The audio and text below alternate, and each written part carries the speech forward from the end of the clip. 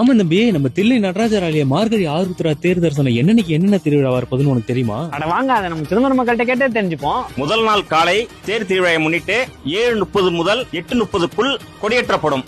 அன்று இரவு பஞ்சமூர்த்திகள் வீதி விழா சிறப்பாக நடைபெறும். 2ஆம் நாள் இரவு வெள்ளி சந்திர பிரபை வாகன வீதி உலா. 3ஆம் நாள் இரவு தங்க சூரிய பிரபை வாகன வீதி விழா. 4ஆம் நாள் இரவு வெள்ளி பூத வாகன வீதி உலா. 5ஆம் நாள் இரவு வெள்ளி ரிஷப வாகனத்தில் தெருவடச்சான். மறக்காம வந்துருங்க மக்களே. 6ஆம் நாள் இரவு வெள்ளி யானை வாகனத்தில் வீதி உலா. 7ஆம் நாள் இரவு தங்க கைலாச வாகனத்தில் வீதி உலா. 8ஆம் நாள் இரவு தங்கரதத்தில் ஸ்ரீ பிச்சாண்டமூர்த்தியின் வீதி உலா. இந்த திருவிழாவில் 8ஆம் தேதி பிச்சாண்டமூர்த்தி வருவாரு. சோ இந்த பிச்சாண்டமூர்த்தி வரதுக்கு அப்புறமா பாத்தீங்கன்னா ஒரு மிக சிறப்பான ஒரு விசேஷம் நடக்கும். அது என்ன அப்படின்னு பாத்தீங்கன்னா, ஸ்ரீ சோமாஸ்கந்தமூர்த்தி வெட்டுங்குதிரையில 4 வீதிகள் வழியா வலம் வருவாரு. அது எதுக்காக அப்படின்னு பாத்தீங்கன்னா, சோமாஸ்கந்தர்ன்றவர் நடராஜரோட ஒரு அசிஸ்டன்ட் மாதிரி. அவர் என்ன பண்ணுவாரு, 4 வீதியிலையும் போயிட்டு குதிரையில நடராஜா எல்லாம் கரெக்டா இருக்கு, நீங்க நாளைக்கு தேர்ல ஏறி வளம் வரலாம், எல்லாம் பக்காவா ரெடி ஆயிடுச்சு அப்படின்றதுக்காக தான் அந்த ஒரு ஃபங்க்ஷனு.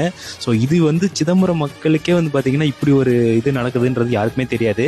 பிச்சாண்டமூர்த்தி தேர்ல பிச்சை எடுத்துட்டு போனதுக்கு அப்புறமா இந்த ஒரு ஃபங்க்ஷன் ரொம்பவே சீரும் சிறப்புமா நடக்கும். 9ஆம் நாள், அதாவது புத்தாண்டு அன்னைக்கு மறுநாள் காலையில 6 மணில இருந்து நம்ம தில்லை நடராஜர் ஆலய ஆருத்ரா தேர் திருவிழாவானது ரொம்பவே கோலாகலமா நடக்க இருக்குது.